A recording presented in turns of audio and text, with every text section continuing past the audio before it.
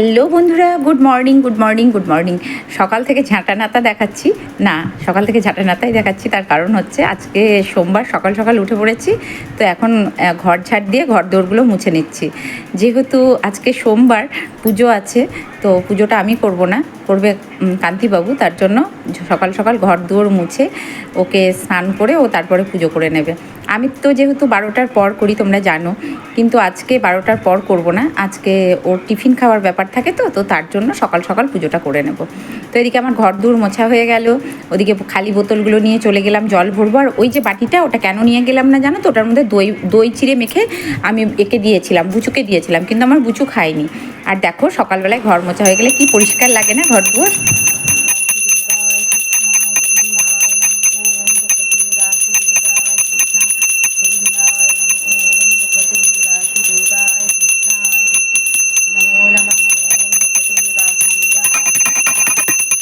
নমো নমঃ। এসো এসো এসো এসো বাবা, বাবা বাবা বাবা, ছেলেটা সকাল সকাল স্নান করে গো, ছেলে তো আমার সকাল সকাল স্নান করে গো। হ্যালো বন্ধুরা, good morning good morning good morning. কেমন আছো তোমরা? আশা করি সবাই ভালো আছো, আমিও বেশ ভালো আছি।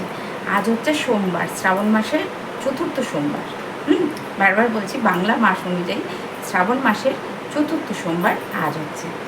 তো এখন বাজে সকাল 8:30, আর 8:30 থেকে আমাকে দেখতে থাকো। আর আজকে একটু রুটিনটা আমার চেঞ্জ হয়েছে, তার কারণটা বলছি। অবশ্যই তার কারণ না জানালে তো তোমরা বুঝতে পারবে না যে 9টার সময় ঘুম থেকে ওঠে সে আজকে 8:30টার সময় উঠে পুজো করছে কেন। অবশ্যই জানাবো। আজ হচ্ছে সোমবার, তো আজ কান্তিবাবু বাড়িতে আছে। কান্তিবাবু বাড়িতে আছে, তো বাবা ভোলানাথের বার আজকে চতুর্থ সোমবার, আমার বাড়িতে শিবলিঙ্গ প্রতিষ্ঠা করা আছে। তো আজকের পুজোটা আমি দেব না, ঠাকুরকে আজকের পুজো দেবে কান্তিবাবু। হ্যাঁ, তো কান্তিবাবু ঠাকুরকে আজকে ভোগ নিবেদন করবে, শিব পুজো করবে, সব করবে। এবার কথা হচ্ছে, আমি তো পুজোটা করি 12টার পর, আর এখন এত তাড়াতাড়ি আমি এত সকালে দুধও পাবো না। মানে আমাদের এখানে 10টা 10:30টার আগে দুধ পাওয়া যায় না।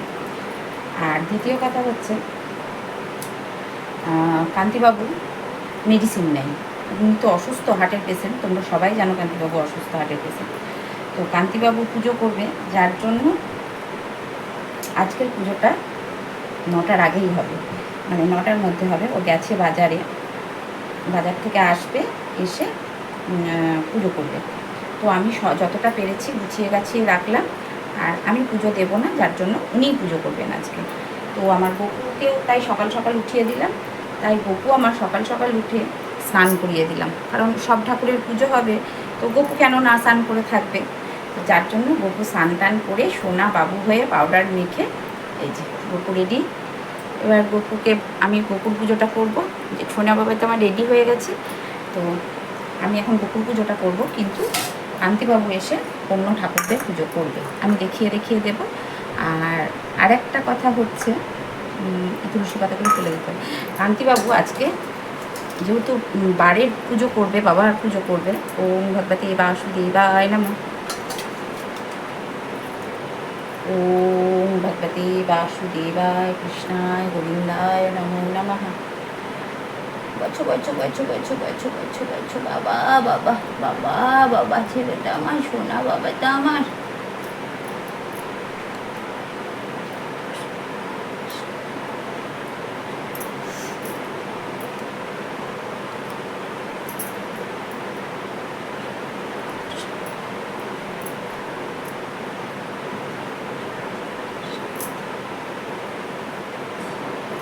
তো যেহেতু কান্তিবাবু বাড়ির পুজো করবে, তো তার জন্য কান্তিবাবু আজকে ভাত খাবে না বলে দিয়েছে। ও তো এমনি ভাত অতটা পছন্দও করে না, আর খাইও খুব অল্প। তো ও বললো কি, ঠিক আছে তাহলে আজকে যেখানে আমি পুজোই দেবো বাবা ভোলানাথে, তো আজকে তাহলে আমি তুমি যেটা খাবে সেটাই খাবো। খুবই ভালো কথা। তো বললো ঠিক আছে, আজকে ও পুজো করবে, যার জন্য তো আমি পুজোর সবটা মোটামুটি গুছিয়ে রেখেছি, ফল মিষ্টি থেকে শুরু করে আমি যেভাবে পুজো করি ঠিক সেভাবেই ওকে দেখাবো। আর গপুকে স্নান টান করে রেডি করে দিলাম, সমস্তটা ওই করবে আজকে এসে। দেখি কেমন করতে পারে আমার কান্তিবাবু পুজো। শিখিয়ে দিতে হবে যে এইভাবে এইভাবে করো, এইভাবে এইভাবে করো, বললে হয়তো করতে পারে। তো আমি সবটা গুছিয়ে নিয়েছি, যতটুকু গুছিয়ে দেওয়ার ওকে, মানে ঠাকুরের সিংহাসন না ছুঁয়ে যতটুকু করার করে দিয়েছি। ওকে, আর বাকিটা কান্তিবাবু করবে। গপু পুজো তো আমি করি, আর গপু তো আমার সন্তান, আমি আগেই বলেছি গপু আমার সন্তান। গপু পুজো আমাকে করতেই হয়, কারণ আর আমার বাড়িতে আমি ছাড়া অন্য কেউ গপুকে ভোগ নিবেদন করার কেউ নেই, তার জন্য আমাকেই করতে হয়। আর এই যে গামলায় ফুল তুলে দিয়েছি, সব হয়ে গেছে। এখানে গঙ্গার জল সব গুছিয়ে রেডি করে, তুলসীর পত্র যা কিছু সব রেডি করে দিয়েছে। আর এই যে গপুকে এখন আমি একটু খাওয়াবো, কারণ তো ঘুম থেকে উঠেছে, বাবা কখন আসবে তার ঠিক নেই না বাবা। গপুকে খেতে দেবো, খেতে খেতে দিয়ে তারপরে কান্তিবাবু এসে পুজো করবে। চলো পরে আবার আসছি, দেখাচ্ছি। দেখো, এই দেখো কি সুন্দর ফুল ফুটেছে, হলুদ লাল, বাহ! এই যে কি দারুণ লাগছে দেখতে। ক্যামেরাতে কতটা ক্যাচ করছে বুঝতে পারছি না, কিন্তু মানে খালি চোখে অসাধারণ লাগছে। এই দেখো, অসাধারণ লাগছে। এখানেও কটা ফুল দিয়েছে, আবার এখানেও দেখেছ কি সুন্দর, এই যে লাল সাদা, কি ভালো লাগছে, খুব সুন্দর লাগছে দেখতে। সকাল সকাল ফুল দেখলে একদম মন ভালো হয়ে যায়। আর আজকে রোদ উঠেছে, সকাল সকাল উঠেছি, উঠে আমার গপু পুজো আমার করা হয়ে গেছে। এবার চা খাচ্ছি একটু। কান্তিবাবু স্নান করে শিব ঠাকুরকে পুজো করবে, অন্য ঠাকুরগুলোকেও পুজো করবে। এখন চা খাচ্ছে, চা খেয়ে স্নান করবে, তারপরে করবে। কিছু খাইনি, তারপরে খেতে দেবো। স্নান টান করে তারপরে। আর কম্বল বিক্রেতা এসেছিলো, বলে বেড়াচ্ছে। তো ভীষণ গরম, প্রচণ্ড গরম, স্নান করে আরও বেশি গরম লাগছে। আজকে বেশ গরমও পড়েছে। দেখি রান্নাবান্না কী করবো, যা করবো। আজকে তো পুজো করবে, দুজনে একই খাবো বললাম। খুব গরম, চা খাই, খেয়ে তারপরে আমি সেই 12টার পর যেমন করি, 12টার পরই জল খাবো, একটু চাটা খাই, আর ওকে টিফিন দিয়ে দেবো। পুজো করে নিই, তারপর ওকে টিফিন দিয়ে দেবো। আর ভীষণ গরম লাগছে, ভীষণ গরম। কাজকাম সব হয়ে গেছে, স্নান ধান, এখন বাজে 9:45। তো ইচ্ছে থাকলে উপায় হয়, চেষ্টা করলে আমিও পারি না এমনটা নয়। কিন্তু আমার যেটা প্রবলেম সেটা হচ্ছে ঘুমের ঘাটতি। আজকে প্রচণ্ড ঘুমের ঘাটতি আছে, যার জন্য একটু লেজি লেজি লাগছে। জানি না, এই দেখো রোদ এসেছে। আর সকালে উঠেই আগে জানালা খুলে দিয়েছি, ঘরের বিছানাতে রোদে ভর্তি। চা খাই, একটু লিকার চা। আমি উপোস কাপাস বাড়তিতে করলে দুধ চা তো অ্যাসিডিটি হয়, আর বিশেষ করে শিব পুজো করলে দুধ অর্পণ করি, তো তো তার জন্য দুধ চাটা খাই না। কিন্তু যখন মন্দিরে যাই, কোনো মন্দিরে কিন্তু পায়েস বাবা ভোলানাথকে নিবেদন করা হয়, তখন কিন্তু সেটা গ্রহণ করি বা নিই। সেই প্রসাদ তো গ্রহণ করতেই হয়, তো যার জন্য প্রসাদ নিই। ভোলানাথের পুজো কমপ্লিট হলো, খুব সুন্দর করে পুজো হয়েছে। হ্যাঁ, তো পুজো কমপ্লিট করলো, কান্তিবাবুই পুজো করেছে। আর আজকে খুব সুন্দরভাবে আমার ঠাকুর ফুল জল পেলো, এটাই আমার সব থেকে ভালো লাগলো। যেমন করে আমি দেখিয়ে দিয়েছি, ও ঠিক সেরকম করেই করেছে। যেমন ধরো সব কিছুই, এই যে গোটা ফল নিবেদন করতে হয়, তো গোটা ফলও নিবেদন করেছে। আর গপুর পুজোটা আমি আগে করেই করে নিয়েছিলাম, স্নান করিয়ে গপুকে পুজো দিয়ে দিয়েছি, আর সন্দেশ দিয়েছিলাম ভোগে গপুকে। এই যে আমার ছোনে বাবা, ও ফুল জল দিয়েছে, গপুর আরতি করেছে। তো যে কমপ্লিট হলো, আর ভোগ দর্শন করিয়ে দিই। আজকে পুজোর বাসনগুলো শুধু জল বোলানো হয়েছে, কারণ ভালো করে মাজা হয়নি, ওই ধুয়েছে। তো সন্দেশ দিয়েছিলাম ভোগে, ওকে যেমন যেমন দেখিয়ে দিয়েছি তেমন তেমন ঠিক আমার মতো করেই পুজো করেছে। সব ঠাকুরের চরণে তুলসীর পত্র, চন্দন নিবেদন করা, যা কিছু সুন্দর করে পুজো করেছে। আর এই যে প্রদীপ জেলে খুব সুন্দর করে পুজো করেছে। তো পুজো তো কমপ্লিট, এবার ও প্রসাদ খাবে, খেয়ে ইয়ে করবে। কটা বাজে দাঁড়াও দেখি, কটা বাজে? 9টা 9:30 হবে হয়তো, 9:30 মতো হবে। হ্যাঁ 9:30। তো এখন ওকে টিফিন দেবো। যাই হোক, আমার খুব দুশ্চিন্তা ছিল যে, আর এই যে আমার ছেলে খেলা করে করে বেড়াচ্ছে যে পুজো হবে, পুজো কখন করব। কি হয়েছে বাবা? বলে বাবালি বাবা, ওরকম করে খেলা করতে হয়? করে। তো আমার ছেলে খেলা করে করে বেড়াচ্ছে। আর আমার বুচু, তার পাত্তা নেই, সে এখনো আসে নাই, সে এখনো আসে নাই গো, তার পাত্তা নাই। আমার বুচু খেলা করছে। ওই দেখ, এই দেখ, দেখেছ পাগলাটা খেপে গেছে। হ্যালো বন্ধুরা, তো অনেকটা সময় পরে আসলাম। এখন অনেকটাই রাত্রি হয়ে গেছে, রাত্রি হয়ে গেছে মানে অনেকটাই রাত্রি হয়ে গেছে, 10টা বেজে গেছে। তো গপুকে এখন আমি খাওয়াবো, খাইয়ে ওকে শয়ন দেবো। আর বাইরে দেখছো বৃষ্টি শুরু হলো। হ্যাঁ, তো গপুকে এখন খাইয়ে শয়ন দেবো। আর আজকে যেহেতু বার, কান্তিবাবু বার করেছে, ও কিন্তু ওর জন্য, ও তো অসুস্থ মানুষ, ওর জন্য আমি রুটি বানিয়ে দিয়েছি। তো কান্তিবাবু রুটি খেয়েছে, আর যেটা হচ্ছে ওকে রুটি দিয়ে দিয়েছি। আর আমি আর রাত্রিবেলায় রুটি ফুটি কিছু খাবো না, বার করলে তো বারবার খাই না, চেষ্টা করি একবারই খাওয়ার। তো রাত্রে একটু ফল টল খাবো।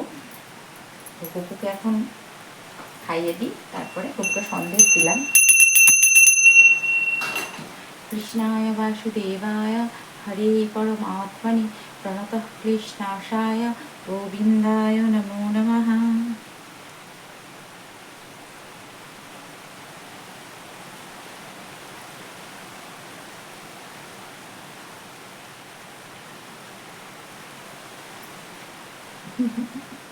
আর শোনা বাবা, সন্ধ্যাবেলায় ছেলে আমার উঠেছে, দোল দোল করেছে, জানো তো। আর আজকে যেহেতু আজকে যেহেতু কান্তিবাবু পুজো করেছে, খেয়ে নাও খেয়ে নাও খেয়ে নাও, রাত্রি হয়ে গেছে, খেয়ে নাও, বাবাকে খেতে দেবো। কান্তিবাবু পুজো করেছে, তো বাবা ভোলানাথ আজকে কান্তিবাবুর হাতেই জল নিয়েছে। তো ঠাকুর কার হাতে কখন কি নেয় বলা মুশকিল, জানো তো। তো গোবিন্দ কার হাতে, বাবা ভোলানাথ কার হাতে কখন কি নেয় বোঝা মুশকিল। তো কান্তিবাবু সুন্দর করে গুছিয়ে বাবা ভোলানাথের পুজো করেছে। আর এখন আসলো বৃষ্টি, এবার তরকারিটা গরম করে কান্তিবাবুকে খেতে দিয়ে দেবো, আর আমি একটু ফল টল খেয়ে শুয়ে পড়বো। আর আজকে আমাদের দুধটা দিয়ে যায়নি, হ্যাঁ গপু। তো আমার সোনা বাবার খাওয়া হয়ে গেছে, এবার সোনা বাবা ঘুম করবে। আর ওই দুটো বদমাসকে ওর বাবা দুধ নিয়ে আসলো, দিয়েছি, দেখাবো তোমাদের বাটিতে, দুটো বাটিতে দুজনকে দুধ দিয়েছি, কেউ খায়নি, দুজনে গিয়ে ঘরে ওর বাবার পাশে বসে আছে। আর আমার পুচু তো প্রচণ্ড আদুরি হয়েছে, এখন বাবার পাশে গিয়ে বসে আছে, কেউ খায়নি। ওর বাবা দুধ নিয়ে এসেছে বাজার থেকে, খাইনি। তখন বৃষ্টি আসলো, আর বদমাইশ দুটো এত বদমাইশ, দুধ দিয়েছি বাটিতে, খাচ্ছে না। দই দিয়ে ভাত মেখে দিয়েছি, তাতেও খাবে না, মানে মাথা খারাপ করে দিচ্ছে। ওর বাবা বুঝবে। খাবারগুলো গরম করে খেতে দিয়ে দিই ঝটপট, রাত্রি হয়ে গেছে, বৃষ্টি নামলো।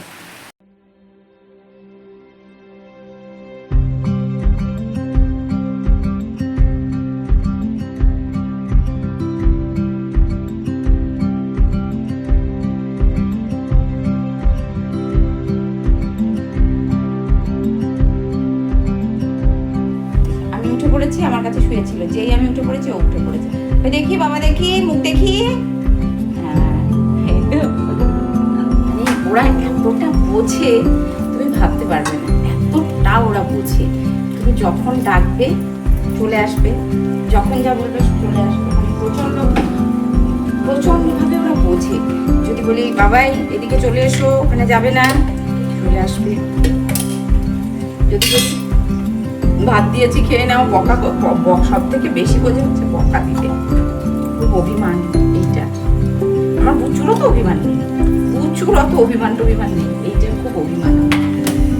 আমার এই সন্তানটার খুব অভিমান। আমার বড় ছেলের যেমন অভিমান, মানে আমার বাবুকে তোমাকে কিছু বলা লাগবে না, কিন্তু আমার বাবু খুব অভিমানী, আমার কোনো কিচ্ছু বলা লাগবে না, আমার ছেলে খুব অভিমানী, খুব খুব অভিমানী ছেলে আমার।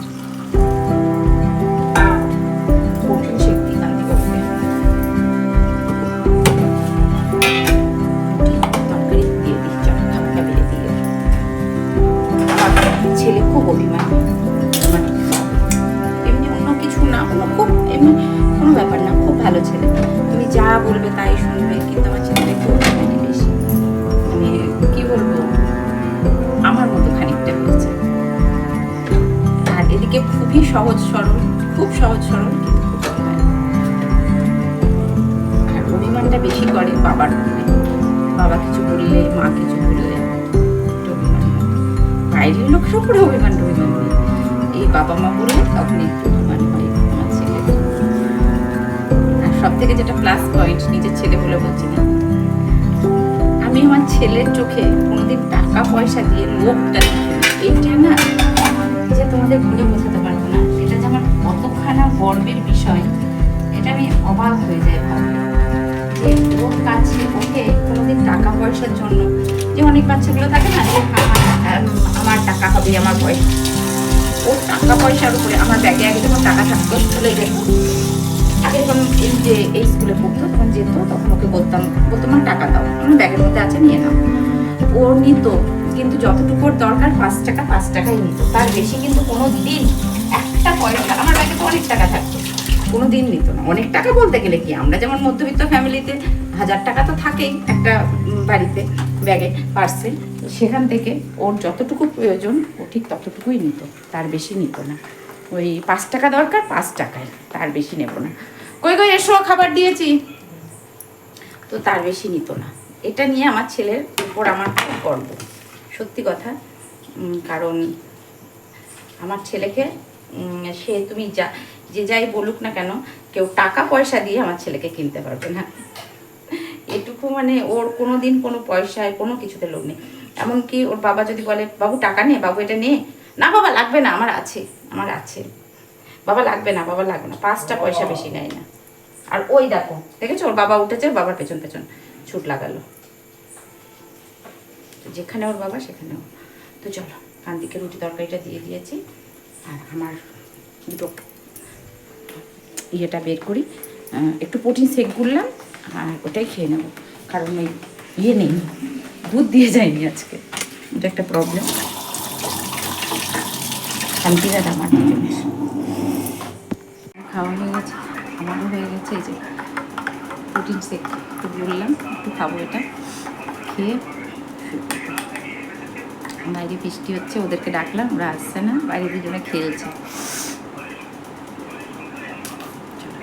খেয়ে নিই, সবাই ভালো থেকো, সুস্থ থেকো। আজকের ভিডিওটা একটু ছেঁড়াবেড়া মতোই হলো, ঠিকঠাক গুছিয়ে করতে পারিনি, কারণ সকালে যেটুকু করার করেছি, তারপরে রান্না করেছিলাম, রান্নাটা দেখাতে পারিনি, ভালো লাগছিল না।